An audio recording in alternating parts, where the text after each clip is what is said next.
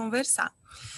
Primeiro, boa noite, de novo, para quem não me viu ontem, antes de ontem.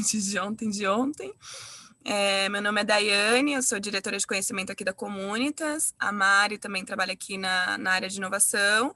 A Comunitas está desenvolvendo essa jornada com foco em apoiar esses novos líderes nessa transição, 100 dias e plano de metas, transferindo o conhecimento que a gente tem da nossa rede, mas também fora dela. Hoje é o nosso último dia de imersão esse ano, a gente vai voltar na segunda semana de janeiro. Porém, a gente tem ali na nossa plataforma uma trilha completa de conhecimento, a gente já vem falando, né? Muitas ferramentas, muito material para ir apoiando vocês nessa transição e nesse primeiro momento. Quando a gente se encontrar, né, o pessoal já vai estar empossado, já vai estar nomeado, então, enfim, a gente, como Comunitas também, a gente deseja boa sorte para vocês, uma boa gestão, enfim, né? Tudo que a gente vem falando essa semana, uma gestão transparente, uma gestão consciente, com foco no cidadão. E a gente espera que a gente tenha agregado para vocês e ter feito alguma diferença nessa semana. Acho que foi bastante bacana, a gente teve perfis muito diferentes aqui, a gente teve uma participação bem bacana na terça-feira de prefeitos e, enfim, a gente tem recebido bons feedbacks. Hoje a gente vai falar dos principais desafios, né, que os prefeitos e principalmente que os secretários eles vão enfrentar na área de finanças. A Giovana e a Úrsula estavam dizendo aqui que hoje é o dia mais importante da jornada. Não discordo. É a realidade. Não discordamos. Infelizmente é a realidade. Bom, eu vou apresentar vocês, enfim, né? Não sei se vocês já conhecem, mas a Giovana é secretária de Planejamento, Modernização da Gestão, Orçamento e Controle de Niterói, desde 2014. É o nome? 14 a 2018. Tá. Final de 17, secretária de Planejamento. E a partir de março de 18, eu sou secretária de Fazenda de Niterói. Ah, tá bom. E, enfim, a Úrsula é professora doutora na EASH-USP e no curso de Gestão de Políticas Públicas e também em programas de mestrado. Depois vocês se apresentam melhor. Eu queria, não sei se faz sentido para vocês, mas eu queria sugerir da gente fazer uma rodadinha rápida. A gente está entre nós aqui só e são poucas pessoas. Eu acho que seria legal vocês... Quem quiser, né, falar, claro, assim, trazer nome, cidade, experiência no setor público, talvez, e o principal desafio que vocês estão passando aí de finanças para as meninas, mulheres, já poderem trabalhar em cima disso nas pontuações delas. Vocês querem falar? Se vocês quiserem levantar a mão aqui, eu posso chamar também. Mas fiquem à vontade, senão a gente começa. Tarcísio, manda bala. Bom, sou Tarcísio Sintra, secretário de Finanças de Campinas, tá? E estou terminando o segundo mandato. Tá? A partir do ano que vem, vamos para novos desafios. Legal. Giovana, você mantém, né? Quer dizer, não sei se eu podia fazer essa pergunta. A gente está aí também em uma fase de transição. Tá bom. Estamos em transição também. Tá bom, legal. Bom, Lari, quer se apresentar? Bom, posso me apresentar também. Eu sou a Larissa. Hoje eu estou como coordenadora de políticas de emprego e renda na Secretaria de Desenvolvimento Econômico do Governo do Estado. Sempre trabalhei com planejamento e orçamento. Antes eu estava na Prefeitura de Osasco, na Secretaria de Planejamento e Gestão, e antes disso na Prefeitura de Cotia.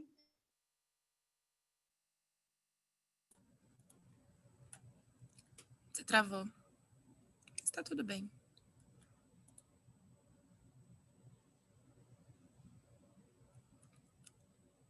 Bom, então tá. Alguém mais quer se apresentar? A gente pode começar. Lari. Acho que a Lari... Tudo bem. Bom, tem o pessoal chegando aqui ainda, mas a gente pode... Acho que a gente pode trocar uma ideia. Eu queria pedir para vocês, Giovana e Úrsula, primeiro falarem por que vocês estão aqui, por que vocês estão falando de finanças, por que vocês são duas grandes referências nisso, mas já emendar trazendo um pouquinho para a gente, enfim, o que o pessoal que está aqui precisa saber antes do dia 1º de janeiro? O que a gente tem que prestar atenção nesses últimos 12 dias aqui de transição? Se você quiser começar, Giovana? Pois não. Boa noite. Eu sou Giovana, sou gestora do Ministério da Economia, da carreira de especialista em políticas públicas e gestão governamental. Estou há 7 anos na gestão em Niterói, cedida, primeiro como secretária de Planejamento e agora nos últimos 2 anos como secretária de Fazenda. E, enfim, enfrentamos aqui os diferentes desafios desse períodos de escassez fiscal muito forte, o estado do Rio de Janeiro entrou numa crise, uma desorganização do ponto de vista político e econômico muito grave, mais grave do que do resto do Brasil, por questões até da política.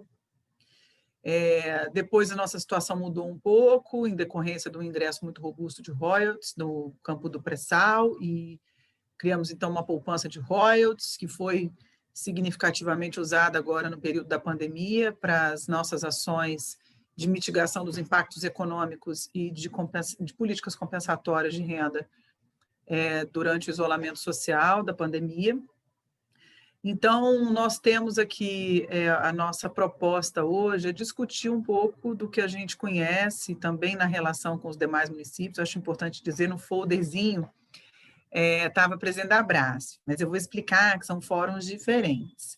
A Abrasf é uma associação muito institucionalizada, tradicional, com uma governança organizada, e ela é formada pelos secretários de Fazenda das capitais, uma organização bem tradicional. Nós do fórum, né, Tarcísio, organizamos esse fórum há 2 anos, no âmbito da Frente Nacional dos Prefeitos, que são as médias e grandes cidades do país. Também contempla as capitais. Mas temos nós, Niterói, Campinas, Juiz de Fora, Caruaru, Petrolina, Aparecida de Goiânia, são outros municípios que não capitais. Nós não temos uma governança tão institucionalizada como a Abrasf, mas certamente esse é um passo importante que nós vamos ter que tomar ano que vem, né, Tarcísio? Essa institucionalidade do fórum. Então, isso é uma breve apresentação. Enfim, eu sou formada em Ciência Política, meu mestrado em Políticas Sociais e Planejamento em Países em Desenvolvimento, na London School of Economics, e minha proposta hoje aqui é apresentar um pouco do que a gente pensou. Eu trouxe até algumas sugestões por escrito para vocês, para esse momento de transição de governos, ainda que sejam governos de continuidade, porque as equipes trocam e o prefeito não é o mesmo, e os governos não devem ser os mesmos, né? Afinal, a gente só tem uma reeleição, né, no Brasil. A opção da sociedade pode ser a continuidade do grupo político, a continuidade daquela forma de governar, mas não é o mesmo gestor, e várias secretarias trocam, os momentos mudam, né? Os momentos econômicos, os momentos da nossa sociedade mudam.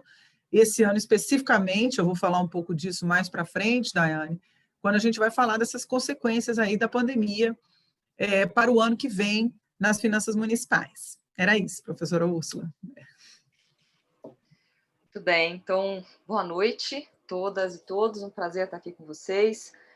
Eu sou Úrsula Pérez, minha formação é Administração Pública e mestrado e doutorado em Economia na Fundação Getúlio Vargas.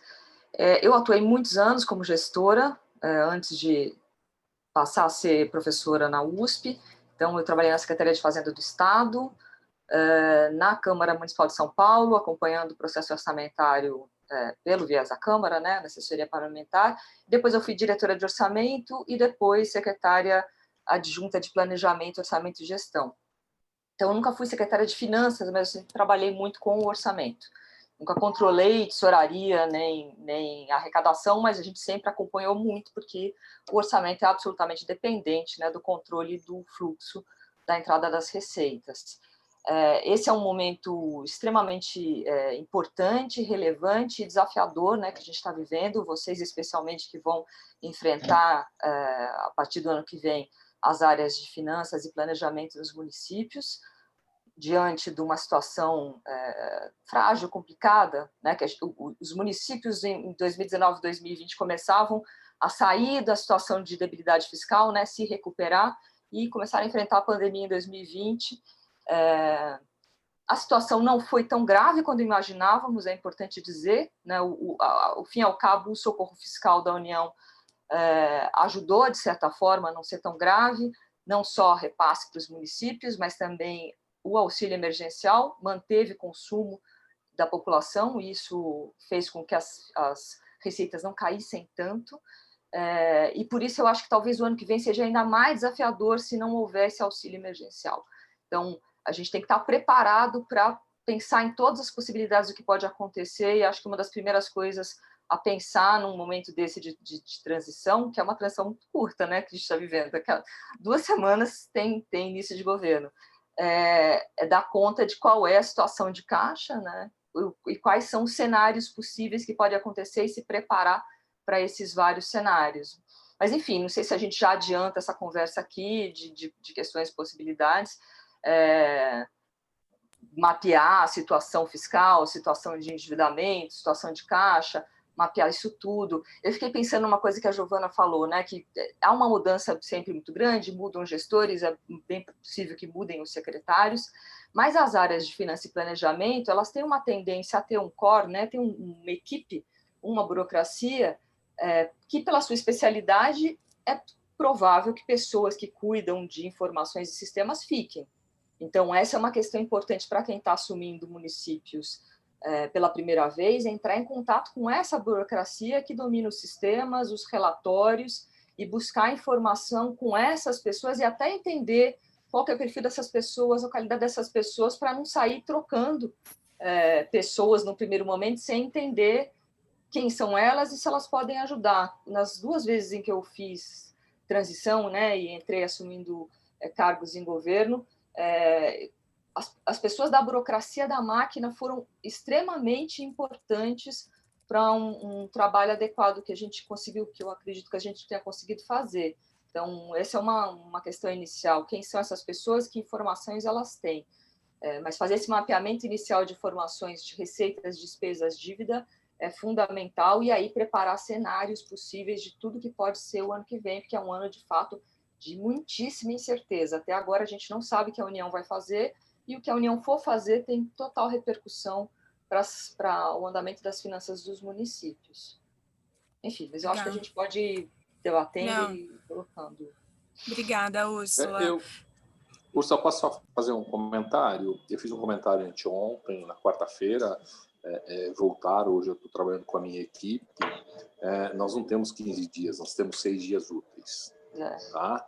E alguém me comentou, não, mas equipe de transição não tem sábado, domingo, feriado. Para quem está entrando não tem, mas para quem está saindo tem.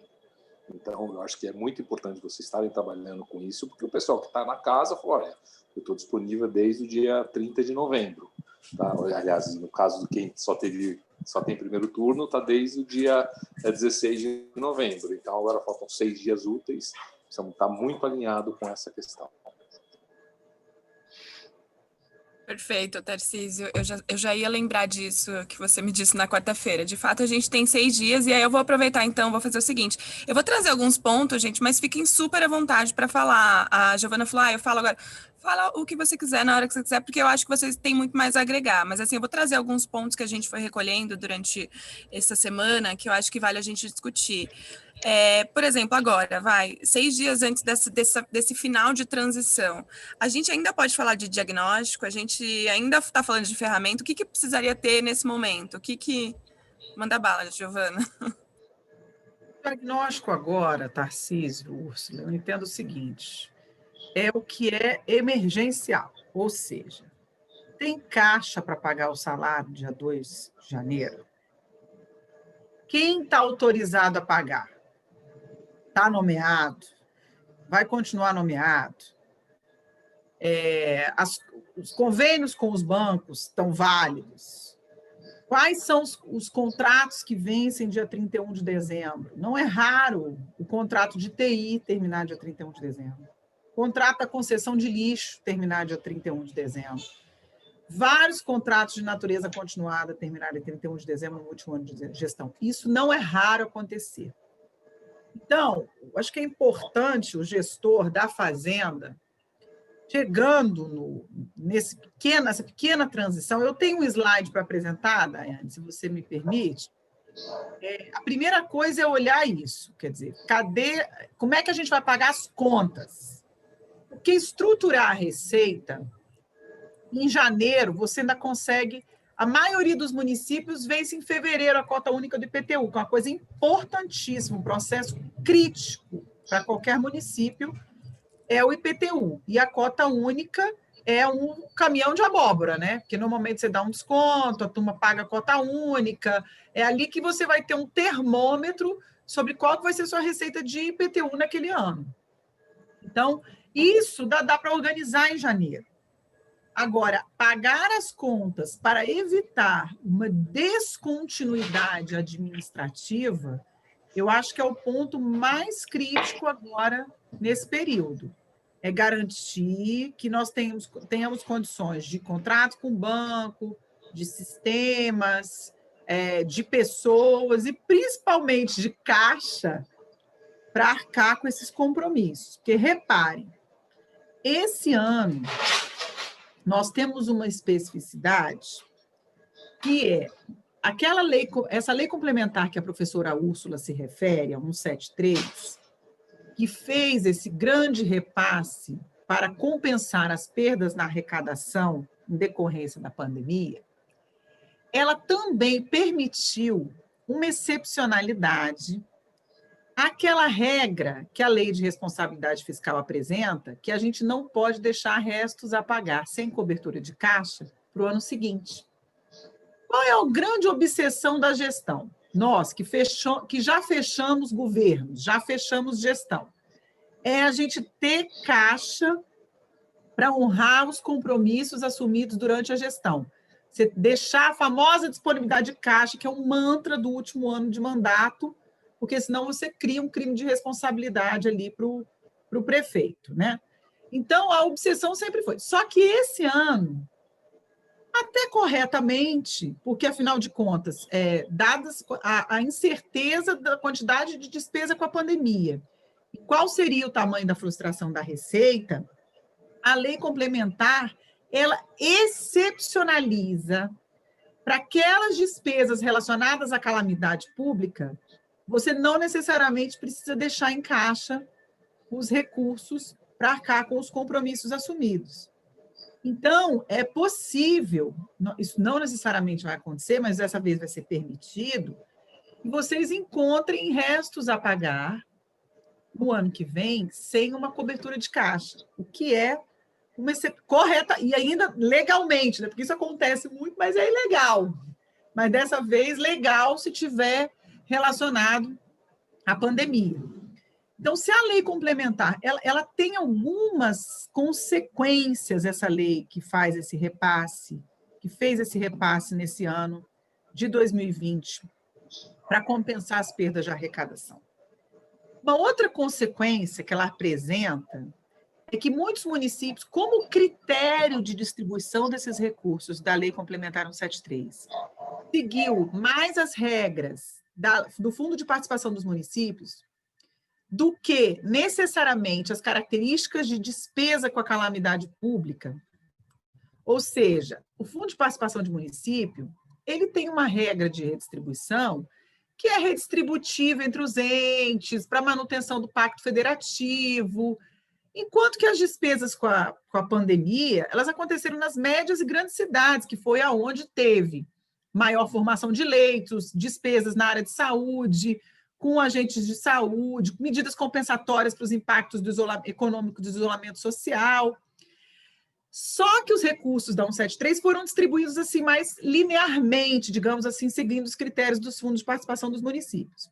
Isso significa que muitas cidades pequenas vão encontrar caixas, dinheiro no caixa, irreal, digamos, é um dinheiro fake, que está lá nesse ano, mas não foi gerado a partir da sua capacidade de receita e não tem sustentabilidade. Então, o risco é essas pequenas cidades se acostumarem com esse recurso, ou comprometendo com despesa corrente, ou criando orçamentos, né, criando despesas, vamos supor assim, em função de uma receita que não é sustentável. Só aconteceu esse ano, ainda teve os recursos da outorga também, de concessão de petróleo, que também foram distribuídos para todo o país. Então, tem município que tem caixa, mais caixa do que normalmente, principalmente pequenos municípios. Então, quando você Karen. Pois não, professora? E acrescentar uma coisa, e além disso, teve a possibilidade, que a depender de cada caso, de ter negociado dívida com a União, ou seja, não ter pago isso ficar para o ano que vem. Então, não só uma receita a mais, como despesa a menos que vai embolar para 2021. Então, precisa ficar atento quem fez que negociação, que cada município, porque pode ser o caso de estar premiado, né? Exatamente. Então, assim, existem uma série de gatilhos, de consequências que essa lei complementar 173 trouxe. Então, a receita é simples, né? Olhar o que tem no caixa e procurar saber da onde veio cada um daqueles recursos. O que é superávit de arrecadação efetivamente tributária, o que vem de receita transferida, seja FPM, seja participação do ICMS, o que veio dos auxílios da Lei Complementar 173. Então, acho que é muito importante ver assim, qual que é o histórico da receita tributária do município, porque receita tributária dificilmente você vai ter uma necessidade.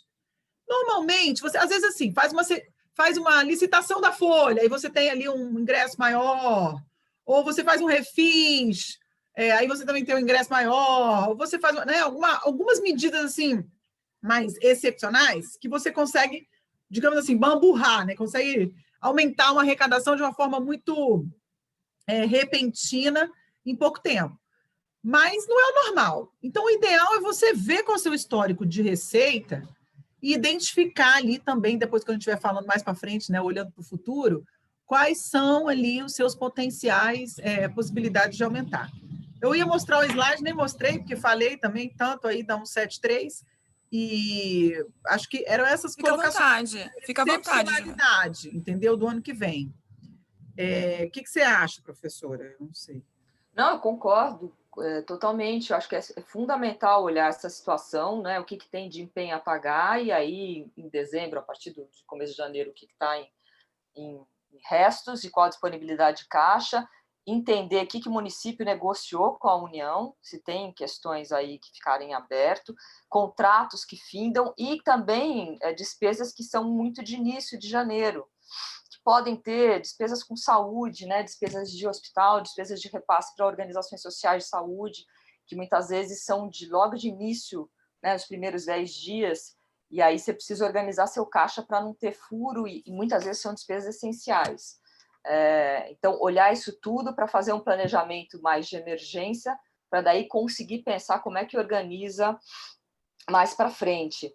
Uma questão importantíssima é que no começo do ano tem que ser previsto um quadro de cotas, né? Você tem que definir um quadro de cotas para as áreas gastarem, e talvez nesse começo não vá conseguir fazer um quadro de cotas de 12 meses. Vai ter que pensar, ainda mais numa situação de tanta incerteza, um quadro de cotas trimestral, né, para daí pensar o que vai acontecer, ter a noção de qual é a arrecadação de PTU, de fato, e dos outros tributos importantes. Se o município tem uma arrecadação de ISS importante, ver esse termômetro em janeiro, fevereiro, para depois pensar talvez umas cotas um pouco mais alongadas, mas acho que de início eu colocaria umas cotas menores, mais focadas mesmo no custeio essencial, segurando investimentos, né? Se o sistema permite congelamentos, congelar um pouco investimentos para pensar o que vai ser o ano, para dar conta de contratos essenciais, né? E as primeiras despesas, né? Pensando aí os primeiros dias de governo, para depois conseguir se organizar e pensar um pouco mais adiante.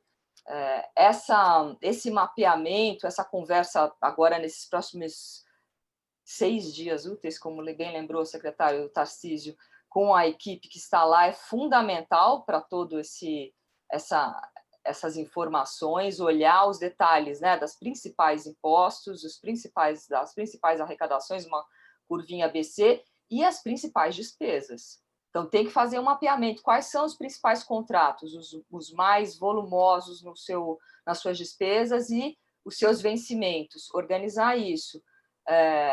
Preciso olhar a lei aprovada na Câmara de Vereadores para o ano que vem. Se já está aprovada, acredito que na maioria dos municípios, se não está, semana que vem, até o Natal, deve aprovar. Como é que ela foi aprovada? Qual que é a perspectiva de receita futura que está colocada lá? E algo muito importante. Qual que é o percentual de remanejamento, né? O percentual de abertura de crédito suplementar? Porque isso também vai te dar um parâmetro de quanto você consegue ajustar o orçamento, porque possivelmente não é o mesmo governo e você vai ter ajustes na proposta orçamentária ao programa de governo que foi eleito. Então, isso é importante. Será que tem questões ali aprovadas nesse orçamento, né, nessa LOA de 2021, que podem ser problemáticas? Tem que analisar isso urgentemente, ou pegar a LOA do ano que vem e olhar na semana que vem o que está posto ali, quais são as perspectivas. Uma outra coisa que eu acho bastante importante é saber se o município não está com nenhuma pendência de informação para STN, para não correr o risco de entrar no CALC. Pense que o ano que vem começa a redistribuição de recursos do Fundeb, e a redistribuição de recursos do Fundeb vai obrigar a ter essa informação prestada de todas as receitas, todas as despesas direitinho, senão não recebe a nova complementação, né, do VAF, que é a complementação do valor aluno-ano, do VAF e do VAT, do valor aluno-ano total, né, que vai considerar todas as receitas para fora da cesta do Fundeb. Então, tem uma série de questões para pensar muito urgentemente para fazer esse mapeamento de receitas iniciais, olhando as áreas. A área de saúde e educação ela é fundamental, porque provavelmente são as principais áreas que o município tem que gastar, né? Para além do urbanismo, que na verdade é a coleta e varrição, que é, em geral, um dos grandes contratos também administrados. Então, olhando essas áreas, você tem a parte do orçamento e os contratos principais. E a partir do momento que conseguir respirar, eu acho que tem que avaliar contratos e ver o que é possível renegociar, porque eu acho que o ano que vem não será um ano fácil. Não será um ano fácil, vai precisar, ao mesmo tempo, investir em inteligência tecnológica de receita e investir em análise e renegociação de contratos na despesa. Vai ter que trabalhar nas duas pontas para ter um ano administrável, para não ficar numa cota mensal, né? Para não ter que ficar num pinga-pinga de dinheiro mensal. Então, vai ser um ano que ninguém sabe o que vai ser, se vacina sai no primeiro trimestre, se não sai, e isso pode afetar totalmente o quadro financeiro dos municípios, porque municípios, além do IPTU, que é uma receita, um tributo muito importante, e do FPM, o ISS é cada vez mais importante para os municípios, e os serviços são os mais afetados por essa situação de pandemia. Quanto mais cedo a gente tiver a vacina, mais cedo a gente volta a ter receita de serviços.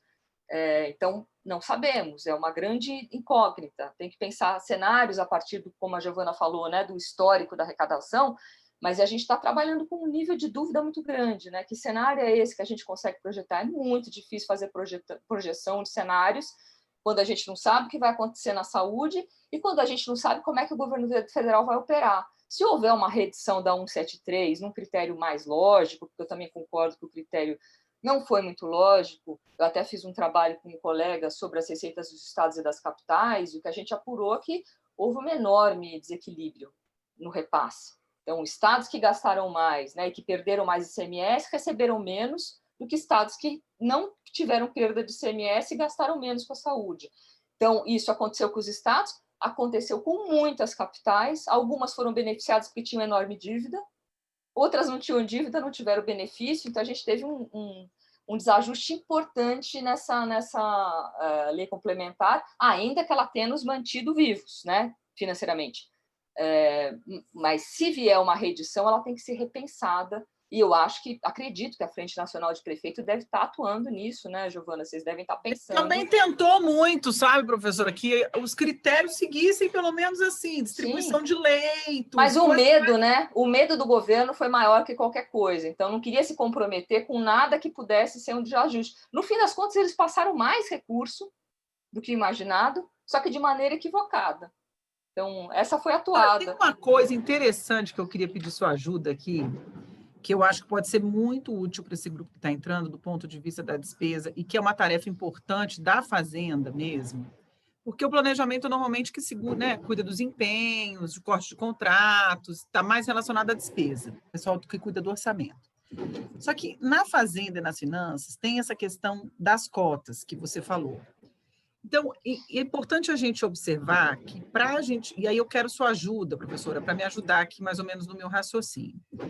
primeira coisa é estudar quais foram os parâmetros utilizados para constituir o orçamento de 2021.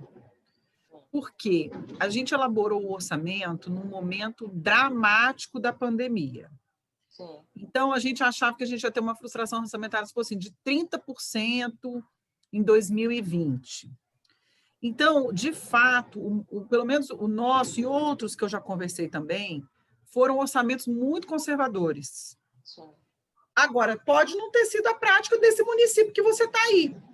Então, quando você sentar e receber o teu orçamento, que é a despesa comprometida, a receita prevista, etc., primeira coisa, quais foram os parâmetros para a gente chegar a essa receita? Sentar com a equipe de transição e entender o seguinte, qual foi a inflação que você colocou, qual foi a expectativa de crescimento econômico, o que você imaginou para cada uma dessas receitas? Porque acontece muito, gente, de uma receita, por exemplo, de convênio vir superestimada, receita intra-orçamentária vir superestimada. É muito comum, porque não se quer segurar a despesa de uma maneira muito rígida, criar um orçamento fictício que depois não vai se comprovar e vai ficar gerando depois um monte de resto a pagar, às vezes até que não vão poder ser arcados nunca, não vão ser pagos nunca.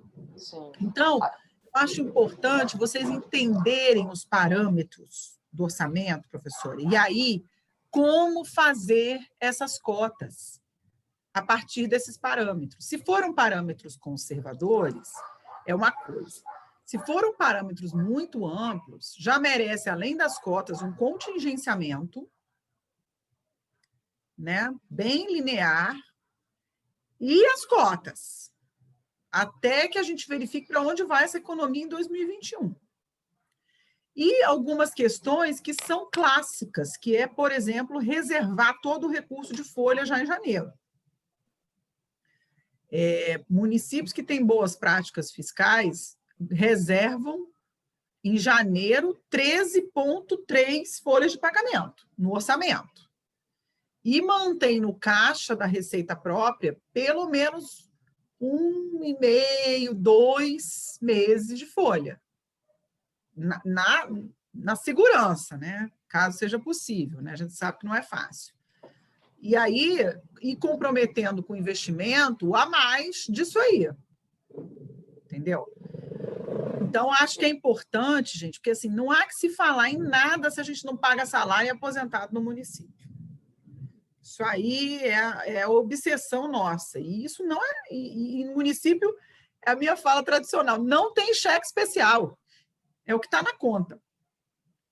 Não é não, Tarcísio? Quantas noites sem dormir para saber se entrar aquilo que a gente achava que ia, que não veio?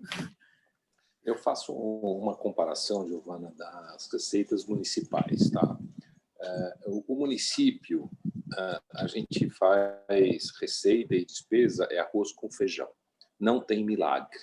Tá? A nossa receita é IPTU, ISS, TBI e taxa. Tá? Acompanhar os repasses federais, seja do ICMS, seja do Fundo de Participação de Municípios, tá? E tem que segurar a despesa. Então, não adianta inventar, não adianta fazer nada. Olha ali, nós podemos fazer o melhor arroz que a gente puder, vamos comprar uma marca boa de arroz, de feijão, vamos caprichar no tempero. Não tem mágica, tá? É como o dono da padaria ali na esquina. Ele pode pegar um papel de pão, um lápis e escrever lá, olha, arrecado 10, gasto 9, sobra 1. Basicamente isso. Não inventa, não tem mágica, não adianta inventar nada. O nosso dia a dia é esse. Exatamente. E o dia a dia é você explicar para o prefeito que aquele consultor que ele encontrou, que falou para ele que por meio de uma engenharia financeira...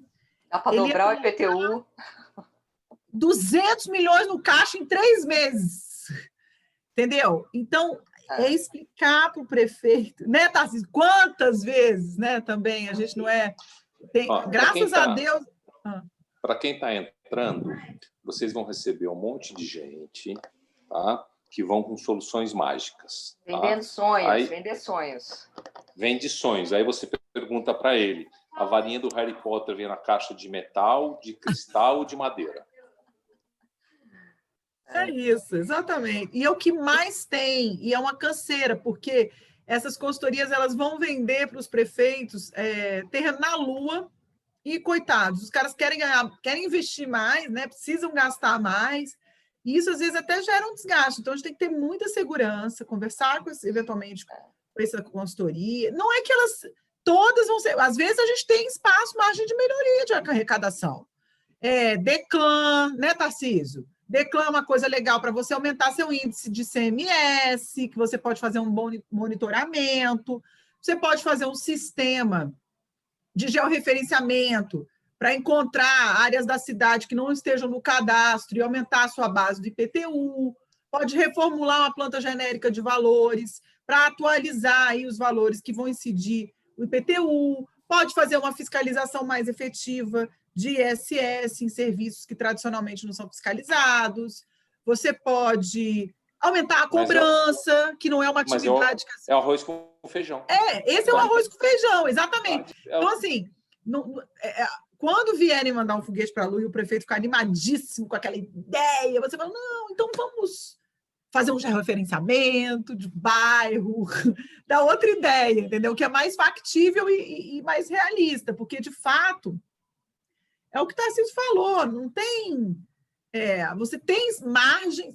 que também tem uns fiscos, né, Tarcísio? A gente está falando aí por Campinas também, Niterói, que tem uns fiscos que estão mato alto, tem muita coisa para fazer. Tem espaço para modernizar, profissionalizar a arrecadação, fazer concurso para trazer bons quadros de fiscais, entendeu? Melhorar a recuperação da dívida ativa... Entendeu? Tem muito município que tem margem para se trabalhar. Porque cobrar imposto, gente, localmente, não é fácil. É uma apurrinhação. A melhor forma de encontrar legitimidade para arrecadar imposto localmente é com um bom governo. É com um governo que tem entrega, que mantém a rua limpa, que troca as lâmpadas, que faz pavimentação, que abre um posto de saúde.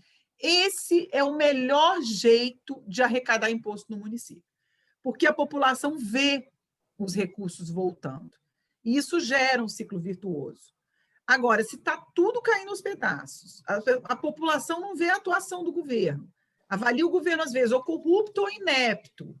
É mais difícil arrecadar imposto assim. A população não paga, e se paga, só paga... com muita cobrança, com muita fiscalização, o que também não gera um ambiente positivo de legitimidade, de governança, né? Então, eu teria essas observações. Complementando essa questão que a Giovana falou, algo muito importante que eu acredito nos governos que vêm da Secretaria de Finanças é ter clareza que as informações sobre o que o governo está fazendo, sobre as despesas, né, a atuação do governo, elas estão acessíveis, né? Estão colocadas ali no portal de transparência, a população consegue ver qual é o orçamento em detalhes, para onde vai, os contratos. É muito importante, porque, de fato, querer fazer ajustes tributários sem informar no que gasta e como gasta, acho muito difícil. Então, ainda mais na situação que a gente vai viver no ano que vem, que as pessoas também estão sem emprego, sem dinheiro, para sofrer aumento de tributação. Então, essa é uma questão delicada. E essas informações, né, o detalhamento da informação, muitas vezes até mais regionalizado na cidade, não é algo que custe, você precisa de contratar para fazer. Normalmente, com um TI que você já tem na secretaria, no governo, você consegue fazer muita mudança de transparência, de informação. Basta querer apresentar, né, perder o medo de mostrar o que faz, de mostrar as despesas, que às vezes os governos têm medo de colocar as informações. Tem que colocar todas as informações lá, os pagamentos, os empenhos, coloca tudo, tenta colocar geoprocessado até para ver aonde que incide na cidade, eu acho super importante. E voltando na questão das cotas, que Giovana comentou, e do contingenciamento, eu acho bem importante nesse começo de ano, do ano que vem, de fato, garantir a folha, isso é obrigatório, e garantir de uma forma que a Secretaria de Finanças tenha controle sobre isso, porque às vezes não depende só dela, né? Mas tem que garantir essa reserva e tem que garantir que as secretarias usem a cota inicial liberada para os contratos obrigatórios. para os contratos obrigatórios, ou seja, água, luz, os pagamentos essenciais têm que ser garantidos, porque muitas vezes a Secretaria FIM usa a cota para outras coisas e depois vai te pedir cota para aquilo que é obrigatório. E te cria um problema. Então, você tem que ter controle. Exato. Um dia sim e o outro também. Então, precisa ter clareza. Se o teu sistema te permite liberar cota específica, maravilha, porque aí você só libera a cota na especificidade da ação programática. Aí você vai obrigar, só vai empenhar aquilo. E o resto você contingencia ou congela, não sei como é. Cada sistema de um jeito. Mas isso é muito importante. Vocês precisam ter essa noção de qual é o volume de folha e o volume de serviços essenciais que tem que garantir pagamento. A Secretaria da Saúde, não tem ninguém daqui da saúde, né? É super importante, eu adoro a saúde, mas ela tem um hábito de gastar e apresentar a fatura. E aí, finanças têm que se virar para garantir, porque a saúde é essencial, né? E morre gente. Então, você está sempre correndo saúde atrás da caso saúde. Perdido. A saúde é um caso Então, perdido. É mesmo por isso antes da pandemia, já era um pandemônio. Era um pandemônio antes da pandemia. Sempre foi. E nunca chega, nunca é suficiente, porque, de fato, os municípios estão sufocados, a União não cumpre o dela, o Estado muitas vezes não cumpre o dele e vai tudo para o município. Se não controlar a saúde, você vai ficar com restos e déficit e DEA, que te parece, em janeiro, um DEA da saúde, que ninguém sabe explicar como é que aconteceu, mas aconteceu, né? Uma despesa sem empenho.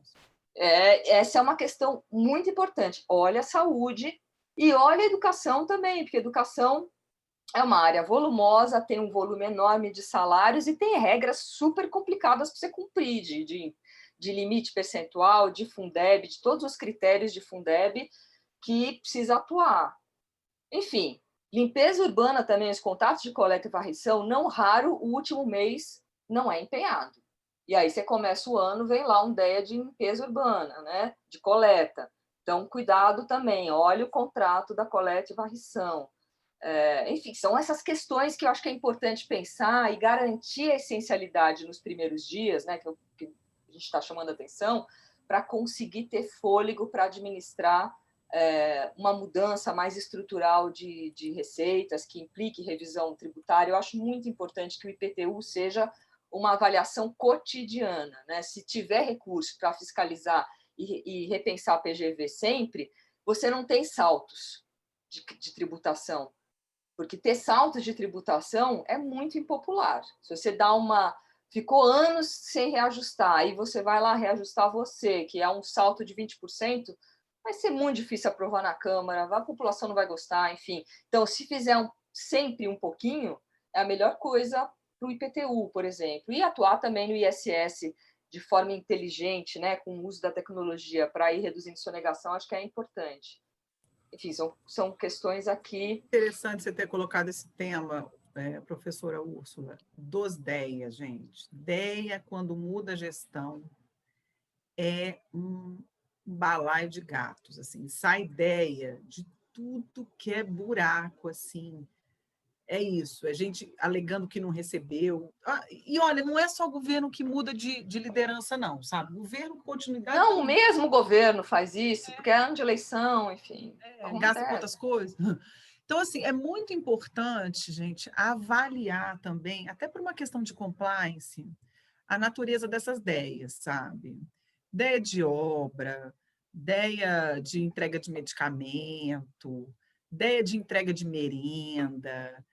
Olha, tem que colocar um pente fino, assim, Giovana, você não acha que isso tem que estar no decreto de execução muito claro? O que você vai fazer com o DEA? Colocar regras ali, falar, olha, o DEA não vai ser aceito de qualquer jeito, vai passar por um controle, alguém tem que se responsabilizar, tem que colocar tintim por tintim. Quando o DEA, pagar ideia. Ele tem um termo de ajuste de conta já, um TAC, né? Que você tem que ajustar e assinar para pagar um DEA, que tem que ter um ateste, tem que identificar por que aquela despesa foi realizada sem ter sido empenhada, tem um procedimento ali que você tem para pagar a DEA. Mas a professora lembra de uma coisa fundamental, que é você ter uma prática institucionalizada para tratar de determinadas questões na gestão fiscal. Então, como que eu acho que tem uma coisa que também eu tenho falado muito, né? Daiane, Mariana, Tarcísio, Úrsula, os demais presentes. Existem questões para o ajuste fiscal que são absolutamente essenciais e fundamentais, que são essas macro-reformas. Reforma administrativa, reforma tributária, reforma da Previdência, que tem que acontecer. E são fundamentais para a gente conseguir manter o equilíbrio das nossas contas. Só que tem um outro pedaço que depende da gente, que são rotinas e disciplina de gestão fiscal, que podem ser também tão ou mais eficientes para a manutenção dos equilíbrios nos municípios do que essas grandes reformas. Eu vou dar um exemplo, que são as comissões de política fiscal. Muitos municípios têm essas comissões, que são constituídas pelo secretário de Planejamento, secretário de Fazenda, Casa Civil, prefeito, e às vezes o procurador, ou às vezes o controlador, ou às vezes o Secretaria de Administração, que a gente avalia semanalmente. Aqui eu tenho essa comissão. As despesas que são... São Paulo, muitos municípios têm essa prática hoje de gestão fiscal, que é para o controle da despesa, semanalmente, aquelas que não estão organizadas e previstas no custeio dentro dos limites, para estabelecer os limites de custeio, para estabelecer os limites dos investimentos. Se tem uma despesa nova, o comitê avalia se ele está dentro de um planejamento. Então, é fundamental a implementação dessa comissão, porque ela cria uma disciplina de atenção. E aí, a comissão, aqui, no caso nosso aqui, toda a ideia passa na comissão, toda. Porque a comissão só analisa o processo depois que ele foi para a controladoria. Então, tem uma rotina de controle ex ante também, não só do ponto de vista financeiro, mas do controle da legalidade também. Então, eu recomendo as práticas e a disciplina também para essa gestão equilibrada. Eu acho, em São Paulo tem a JOF, né, a Junta Orçamentária e Financeira, que é essa composição que você disse, com o secretário de Negócios Jurídicos também, analisando toda semana o que acontece. E o decreto de execução orçamentária, que sai no começo do ano, ele detalha o ritmo de como é que vai ser toda a negociação de novas despesas, todo o pedido de crédito suplementar, todo o pedido de pagamento de restos, por exemplo, né, com algum adiamento, ou a possibilidade de pagamento de ideia, com datas. E eu acho que é importantíssimo ter os critérios e colocar a data. E o primeiro decreto que você vai fazer, que é o primeiro do governo, do ano de 2021, é muito importante que ele dê o tom, porque o tom que você vai dar nesse ano de controle, de ajuste de despesas, ele tende a seguir, como também não, né? Se você não der um tom, se você afrouxar no primeiro ano, vai ser muito difícil resgatar esse controle a partir do segundo. Então, é importante que o primeiro ano seja um ano mais de controle, de entendimento, controle da situação, né? Regras claras, com prazos determinados, cumpridos, não adianta só pôr o prazo, vai ter que cumprir, para você controlar esse ajuste e também dividir responsabilidade com os órgãos. Isso, quando há essa divisão entre finanças e planejamento, é importante que no controle das despesas, cada uma das secretarias tenha que se envolver no controle dos seus contratos. Cada uma delas tenha lá metas de controle. Muitos governos colocam uma meta, né, de redução única, todo mundo tem que chegar em 10%. Mas isso pode ser ajustado conforme a realidade de cada uma, né? Porque colocar isso, por exemplo, a Secretaria da Saúde nesse momento, não sei o que pode acontecer, é um problema. Mas, em geral, também a saúde tem gordura nos seus contratos, né? Sempre tem. Você tem sempre que olhar o contrato é uma coisa que tem que olhar sempre. Sempre igual a unha, tem que cortar. Exato. Toda semana. Então, dividir essa responsabilidade é importante, porque senão fica muito difícil, um peso para finanças muito grande, ter que fazer esse controle fiscal e de caixa, e os outros ficarem com a postura do dependente gastador. Não faço porque não tem dinheiro, não faço porque não tem cota, não faço porque não sei o quê. Enfim, fazer uma combinação, né, de todos de forma cooperativa, e que pode, no segundo momento, quando você tiver mais controle da situação, a gente sair dessa incerteza, pode ser uma troca. Você consegue ajustar, eu consigo te liberar investimento. Enfim, mas o começo, esse primeiro ano, acho que é fundamental estabelecer regras de que você vai ter o controle do caixa na sua mão, e isso implica aí decisões talvez mais endurecidas, né, de primeiros 3 meses de governo. Vou só fazer uma abertura rapidinho. Primeiro porque, assim, é muito bom ouvir vocês, mas também é muito desesperador. Eu não sei o que o pessoal está pensando, mas é assustador, né? De imaginar como que vão ser os próximos meses. Eu queria aproveitar porque a Úrsula, ela tá seguindo em diversas lives, né, Úrsula? Ela tá com uma agenda super apertada e ela vai sair 19h40. Então, eu queria deixar aberto, caso vocês tenham dúvida, gente, pode perguntar, a gente não vai parar, não. Tem muita coisa para ser dita. Então, fiquem à vontade para perguntar, levante a mão se precisar, mas só para deixar disponível para a gente não esperar até o final. Eu te cortei, Giovana? Não, você... Não, eu tô prestando atenção aqui sobre mais algum ponto que eu gostaria de dizer, que não está assim tão relacionado, mas assim, dentro desse ambiente das práticas, né? Que é a questão do estabelecimento de prioridades e do planejamento. Se a gente não sabe quais são as prioridades, gente, é impossível fazer qualquer uma dessas coisas aqui que a gente está conversando nessa noite. Compete, sim, ao secretário de Fazenda e ao secretário de Planejamento cobrar dos dirigentes quais serão as prioridades dos primeiros 6 meses, do primeiro ano, dos 4 anos, porque aí a gente tem um parâmetro para decidir para onde vão os recursos, porque as demandas elas vêm de todo lado, a todo momento, e elas são ilimitadas, porque as cidades precisam de tudo, gente, precisam de conectividade, precisam de remédio, precisam de proteína na merenda, precisa de tapar buraco, de trocar lâmpada, a gente precisa de tudo. Só que algumas coisas a gente precisa mais, e normalmente é para esse plano de governo que os prefeitos foram eleitos. Então, é importante o prefeito trazer o plano de governo que o elegeu, porque ele é eleito para imprimir aquele plano. Ele fez um pacto, ele se comprometeu.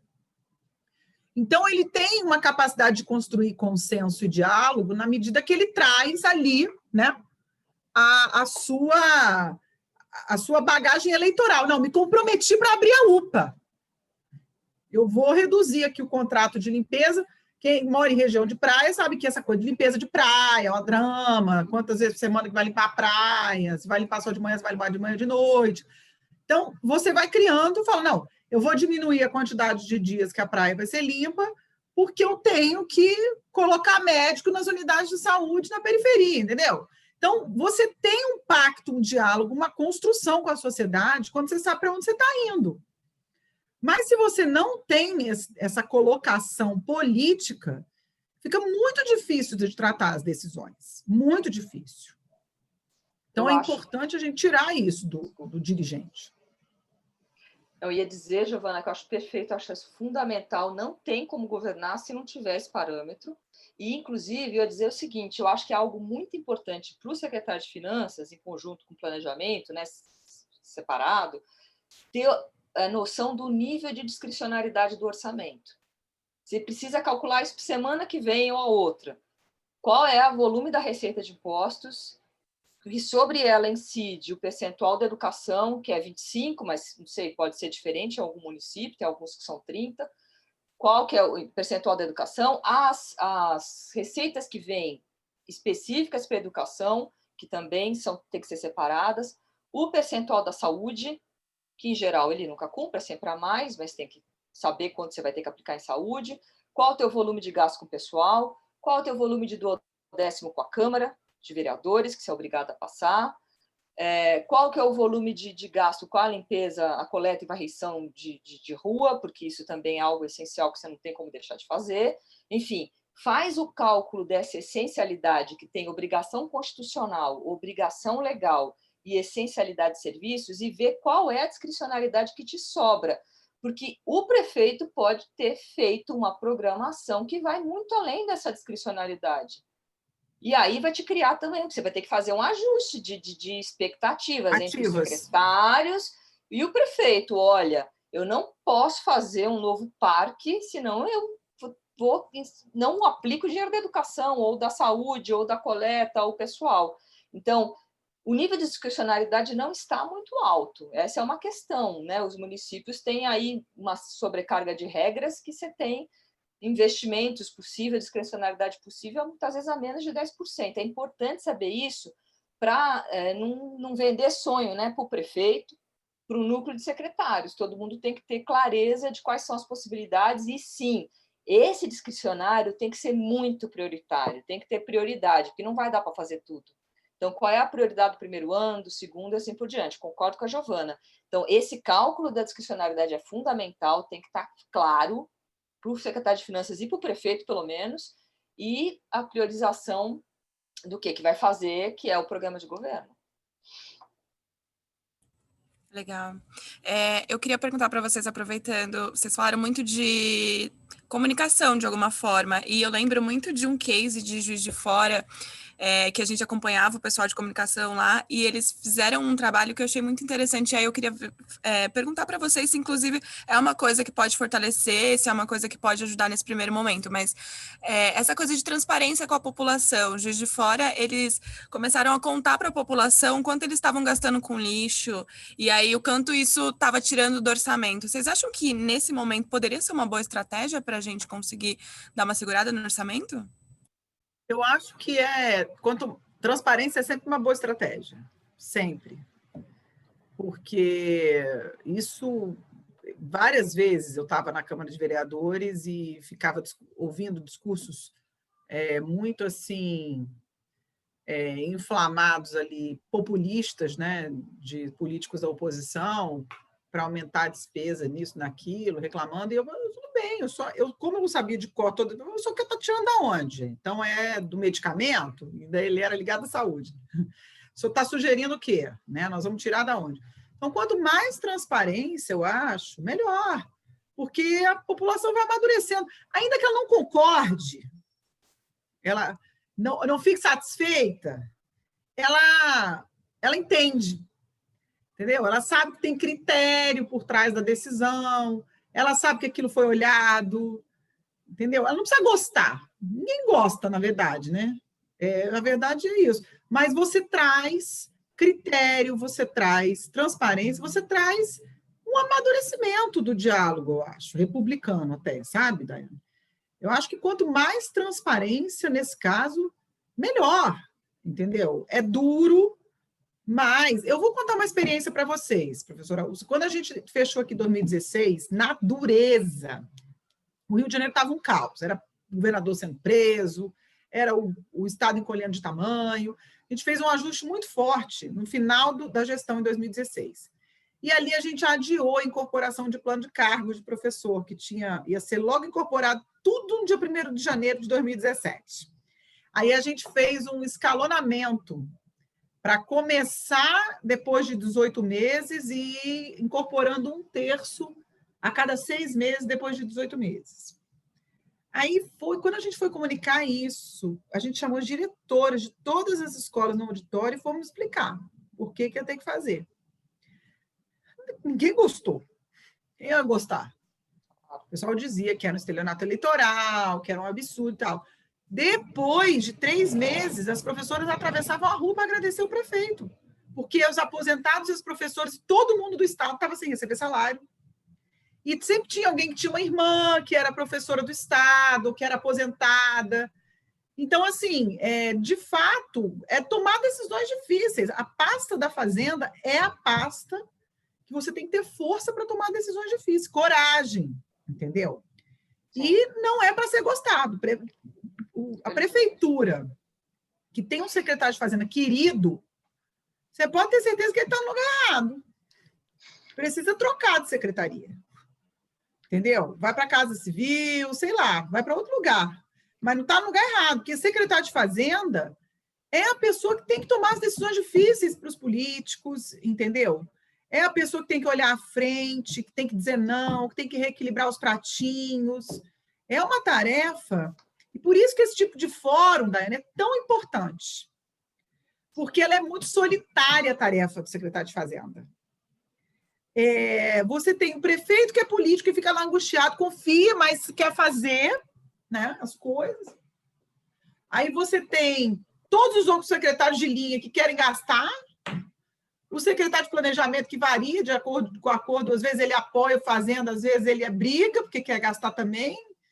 Então, é uma posição do secretário de Fazenda muito solitária. Então, eu recomendo muito a criação de redes, participar das redes de secretários de Fazenda dos seus estados, sempre tem ali, todo secretário de Fazenda tem um grupo de WhatsApp, fazer eventualmente encontros virtuais para conversar. A gente fez aqui no estado do Rio de Janeiro um encontro quando começou a pandemia para todo mundo dizer ali o panorama da situação. Então, é importante também criar essas redes, porque senão a gente já fica achando até que a gente tem alguma coisa errada com a gente. Mas, meu Deus, eu que estou perdendo alguma coisa. Não é. As decisões são difíceis mesmo, entendeu? Então, é importante criar uma rede de troca, de criatividade, de soluções, de você saber... A gente, quando conversa com outros municípios, é uma situação assim de conforto, porque você vê que não é só com você, entendeu? Aquela situação, aquela problemática. Eu concordo com a Giovana, é muito difícil administrar orçamento e administrar conflito, porque nunca é suficiente, nunca. Por mais que a gente estivesse num momento de crescimento econômico, sempre a demanda por investimentos, despesas é maior do que o que você tem de imposto, né? O nome já mostra como essa questão é complexa, chama imposto, é algo que você impõe à sociedade que não quer pagar, mas em função disso, se o secretário de Finanças age com transparência, dividindo a informação, e não é só com a população, é também com os seus pares, que é importante os outros secretários saberem qual que é o nível de dificuldade da situação, para isso ser compartilhado e o peso ser dividido, porque senão ele é o único, né? A teoria chama esses secretários de guardiões, são os de finanças, e os outros são os gastadores, né? Spenders e guardians. É sempre uma briga, e a informação é muito assimétrica, em geral. E eu acho que você tem que quebrar um pouco a assimetria de informação se o secretário de Finanças informa melhor qual é a situação financeira para negociar com os outros secretários essa possibilidade. Então, abrir as informações e ser transparente traz a população para junto para ter confiança. Nesse momento é isso. Se a gente conseguir melhorar, a gente consegue negociar possibilidades de ajuste, de outros contratos de aumento. Então, eu acredito sempre que transparência e diálogo são fundamentais. Tem que ter canais de diálogo. Você não pode ficar enclausurado. Se o secretário de Finanças ficar enclausurado, também é um problema, porque ele não fica sabendo o que está acontecendo com as outras secretarias e não sabe o que está acontecendo no município. E aí, para administrar caixa, para administrar controle, né, limite fiscal, é um enorme problema. Então, tem que ter transparência, tem que ter canais de diálogo, de informação e de recepção de informação. Enfim, e eu queria aproveitar para, assim, até para pedir desculpa para vocês de não poder ficar mais.